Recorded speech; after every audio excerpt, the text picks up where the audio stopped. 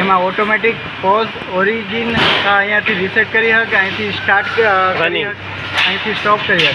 Oil immerse એટલે આ નોઝલને તું ઓઇલમાં ડુબાડવાનું, અને આ ક્લિનિંગ એટલે ક્લિનિંગમાં આવી જાય આખું. બરાબર. સાયલેન્સર આ બીપને તું સાયલેન્સ કરી હક, અને આ ફ્લોરેસન લેમ્પ અંદરની ઓલી ટ્યુબલાઇટ ચાલુ બંધ કરી હક. અચ્છા, બરાબર. બરાબર. અહીંયાથી મેન્યુઅલ ડિસ્પેન્સિંગ તું કરાવી હક બંને નોઝલમાં. અહીંથી તું ગ્લુ બંધ કરી હક.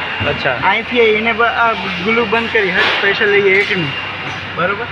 આ કન્ટિન્યુ અને સેપરેટ એ તમારી ફ્રેમ કન્ટિન્યુ નાખશે કે સેપરેટ નાખશે? અત્યારે કન્ટિન્યુમાં છે ને? અત્યારે કન્ટિન્યુમાં છે. ઓકે. ડિસ્ચાર્જ વન્સ જ્યારે સેપરેટમાં હોય ત્યારે એ એક સિંગલ નાખવા માટે છે. બરાબર. બાકી આ મેન્યુઅલ છે બોર્ડર લોડિંગ, એટલે અહીંયા જે ફ્રેમ છે બરાબર એનું પહેલાંનું ક્લેમ્પ લૂઝ, આ પુશ સિલિન્ડર સ્ટીક આઉટ એમનો એન્સોલ, એટલે ત્યાં બે વસ્તુ છે, ક્લેમ્પ છે. હા, ક્લેમ્પ છે. બે ફ્રેમને એક સાથે પકડશે.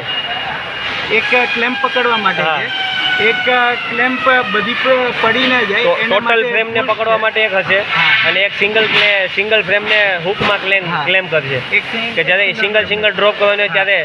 ઓકે. પછી આ બ્લોક સિલિન્ડર એનું જ આમ પાછળ લેવા માટે છે.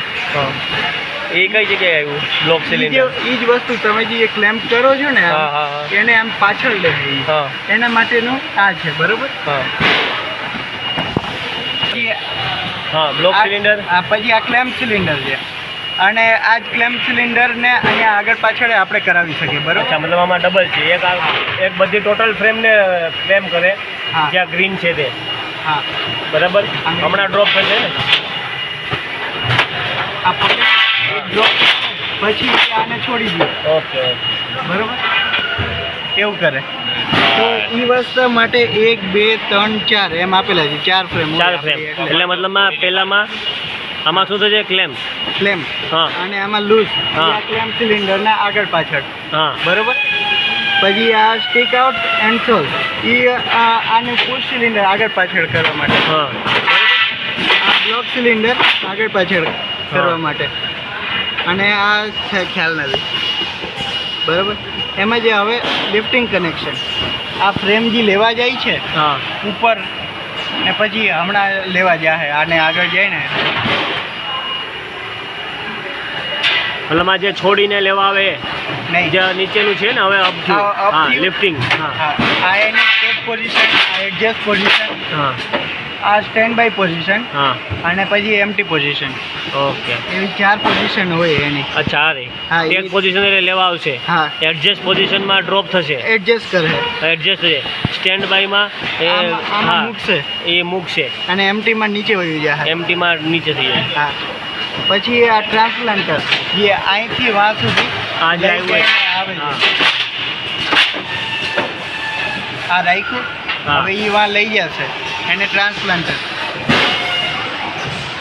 એમાં ક્લેમ્પ છે નહીં, પછી તો અહીંયા ઓપ્શન આપેલું છે, અને અપડાઉન થાય અને આગળ પાછળ થાય. એમાં ક્લેમ્પનો કંઈ ઓપ્શન નથી. આ જો થશે ને ટ્રાન્સપ્લાન્ટ લઈને ટ્રાન્સપ્લાન્ટ.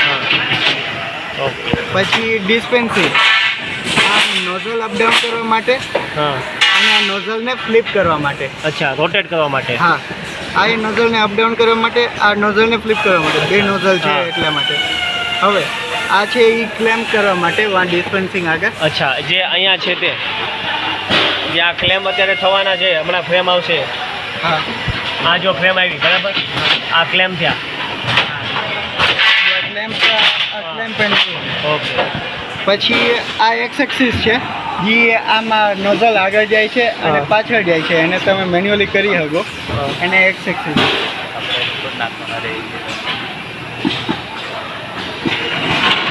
આ એક્સ એક્સિસ. અચ્છા, મતલબ આ જે આગળ પાછળ જાય છે, આરટીવી જે સિલેન્ટ ડિસ્પેન્સર છે એ આગળ પાછળ જાય. અત્યારે જે જાય છે એ એક્સ એક્સિસ છે. X axis. હા. પછી આ શોર્ટ સાઈડ માટે જે આમ ભેગું આવશે એ વાય એક્સિસ છે. અત્યારે એક એક્સિસ થયું, હવે આ વાય એક્સિસ. હા. પછી પાછું આવશે એક એક્સ એક્સિસ. પાછું આમ આ વાય એક્સિસ ખુલશે. હા, રિલીઝ થશે ત્યારે આ એક વાય એક્સિસ. હા.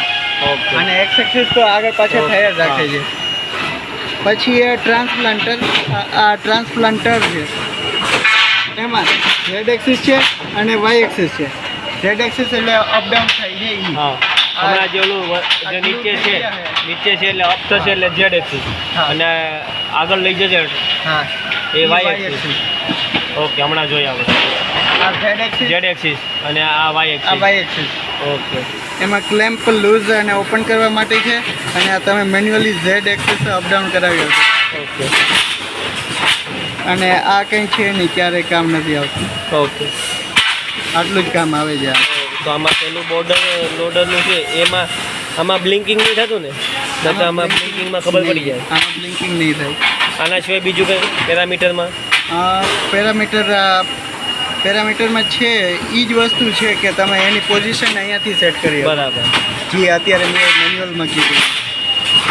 આ છે આ ઝેડ એક્સિસ